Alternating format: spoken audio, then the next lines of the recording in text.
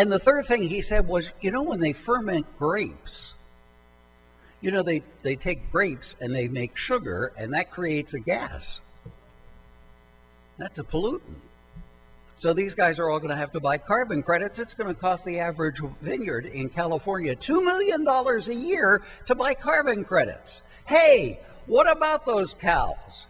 Well, cows have an unpleasant approach to life. They eat stuff and they either burp or they burp. And that's methane. And methane is a pollutant. According to that Agenda 21, they identified 4 greenhouse gases: methane and carbon dioxide. Please do not exhale your polluter. I have to go very quick. So we're now through Tom's explanation of the Global Warming Solutions Act. And as he was talking, I thought in my mind, wait a minute, what did you say, Tom? We have to turn our pollution levels back to 1990 by 2020. I read that someplace before. We've identified 4 greenhouse gases, and we're going to have to control them. It's carbon dioxide, methane, and 2 others. And I thought, wait a minute, this is sounding weird. And then the third one was a program called Cap and Trade. Bingo. Kyoto. Agenda 21. They snuck it right into our state law. It's already in effect, and all of those disastrous things that you've heard about are on the board. They're going to happen unless we do something to stop it, and I'm here to tell you how. The first thing is we need to educate. Have you learned anything today from this group?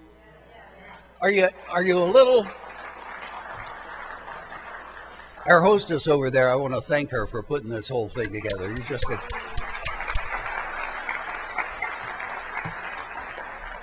If you'd like to know a little bit more about how this is all impacting California, please go to our website, CFACT, F-A-C-T, CFACT.SoCal.org.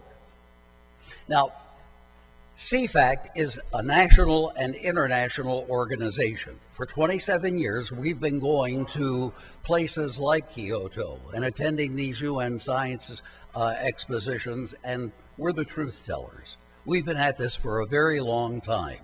This is nothing new. So please go onto our website. It's the only one that's devoted exclusively to environmental regulations impacting Southern California. Educate. Second thing is, we want to motivate you. Don't just sit there, do something. Get out to your city council meeting. How many of you know where the school board meets? How many of you have been to a school board meeting in the past year? Good. How many of you go to these planning commission meetings? Oh, they're boring as... But you gotta go. You got to make your voice heard. Educate, motivate, then we want to activate. We want you to, first of all, go back to our table back there. We have a petition. We're not qualifying anything for the ballot, but we want Governor Brown and his environmental czar, Mary Nichols, from the California Air Resources Board, CARB. I've got 4 other words that you use with CARB. California Arbitrary Rules for Bankruptcy. That's what CARB stands for. We need to get a petition up there. We need to have a demonstration in front of their offices, and we're organizing it to go to Jerry Brown and to go to Mary Nichols and to tell these bureaucrats, enough is enough. Please sign our petition. Call up your representatives. Call them up and go see them. They work for you. Make an appointment. Ask for 15 minutes on their calendar.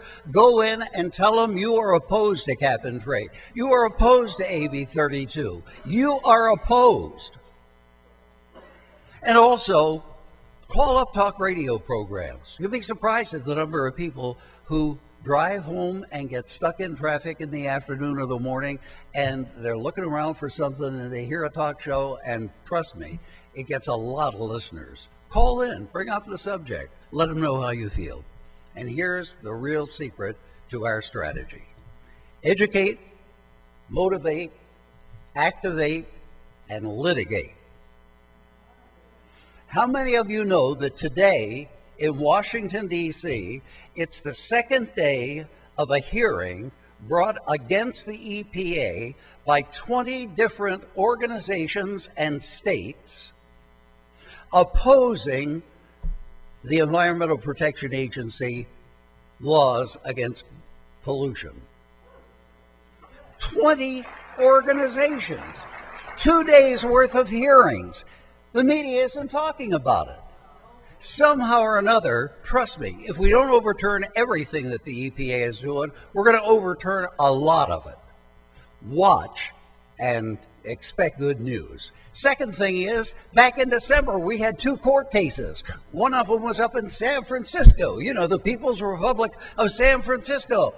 Well, up there in San Francisco, a judge panel heard about the low carbon emissions rules that CARB had put into effect. And you know what they did? They ruled them unconstitutional.